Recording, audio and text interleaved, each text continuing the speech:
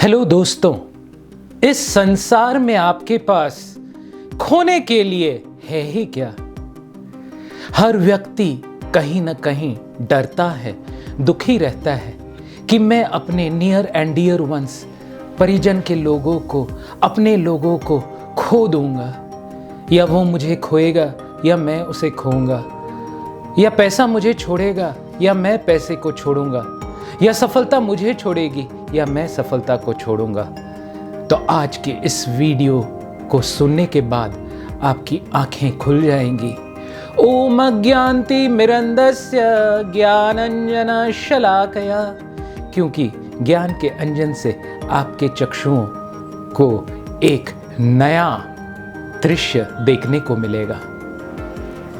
जो भी चीज आप हैं नहीं, वो आप अपने आप को समझ रहे हैं, और जिसको आप अपना समझ रहे हैं वो भी आपका है ही नहीं। ये हाथ आपका है कि नहीं?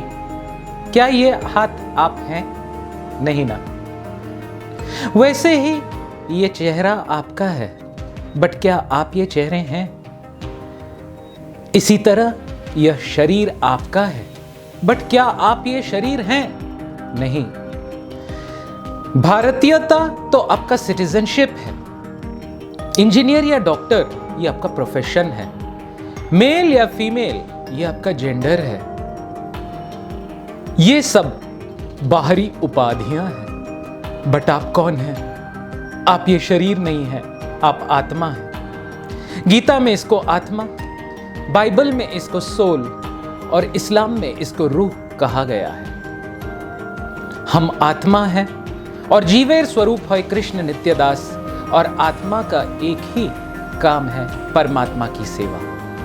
और जिन्हें हम अपना समझते हैं, ये मेरा है, तू तेरा है, मैं मेरा हूं, ये तेरा मेरा की प्रेम कहानी कब तक चलती है, इस वीडियो में आपको हम बताना चाहेंगे। तो चलिए दोस्तों, शुरू होते हैं। आपका अपना कुछ भी नहीं, और ना ही आप कुछ खोते हैं। अगर आप ये जमीन खरीदते हैं तो आपने सिर्फ इस जन्म के लिए उस जमीन या घर के किराया को देना या चुकाया है, इसमें आपका कुछ भी नहीं।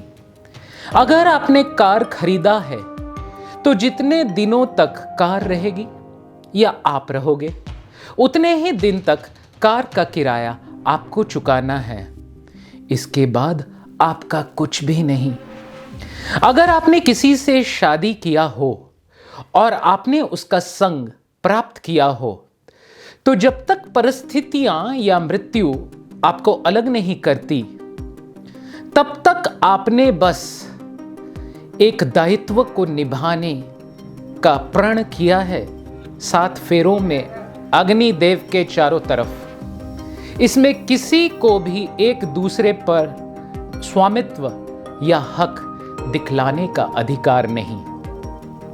अगर आपके बच्चे हैं तो आपने जीवन की निरंतरता के मांग को पूरा किया है।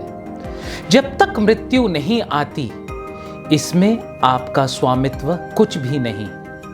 इसलिए संसार का नियम है कि जिस तरह आपने अपने बच्चों का पालन पोषण किया है, यह केवल आपने अपना कर्तव्य को पूरा किया है। अगर आपके पास धन है तो एक सीमा तक ही, अपने जीवन के शेष दिनों के लिए ही आप उससे कुछ न कुछ उस धन से खरीद सकते हैं। वरना धन तो केवल 3 चीजों में जाता है, या तो भोग में, या तो दान में, या उसका विनाश होता है। यानी वो केंद्रीय बैंक में ही रहता है और वो सरकार का ही रहता है। उसमें भी दोस्त आपका कुछ भी नहीं।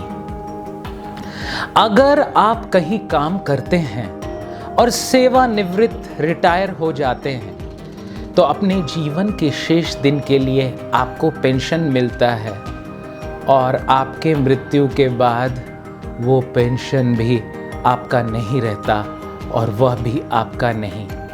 दोस्तों, अगर बहुत सीधे तरीके से बात करें तो जो भोजन आपने अभी लिया है ना, आपके पेट के अंदर वो है, वो भी आपका नहीं, क्योंकि वो भी शौच से निकल जाती है और धरती माता को चली जाती है। और ये शरीर को, जिसको आपने इतना सजाया सवारा है, दीन जाए मिछा काजे निशा निद्रा बाशे, इस डेड बॉडी को सुबह से शाम तक सजाने में कितना समय हम लेते हैं। एक व्यक्ति आके मुझे बोला, पापी पेट का सवाल है, तो एक संत मेरे बगल में खड़े थे, वो बोले पापी पेट नहीं है, पापी हम हैं।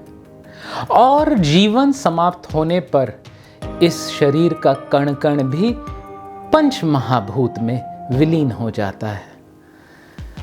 शरीर भी आपका नहीं, माता पिता भी आपके नहीं, धन भी आपका नहीं, गाड़ी भी आपका नहीं, जमीन भी आपका नहीं, बीवी भी आपका नहीं, बच्चे भी आपके नहीं। क्या आप अपने आपके हैं क्या? कम से कम हम तो अपने हैं। बिल्कुल सही दोस्त, आप आत्मा हैं और आपके हैं।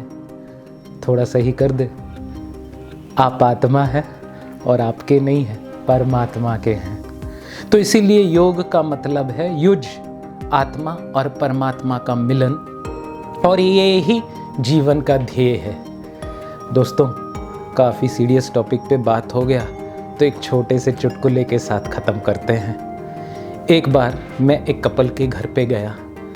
नई शादी के बाद उनका बच्चा हुआ था और वो बच्चे के साथ ऐसे खेल रहे थे, बच्चे का हाथ को लेके धीरे धीरे अपने आप को थप्पड़ मार रहे थे और बच्चा बोल रहा था आ आ।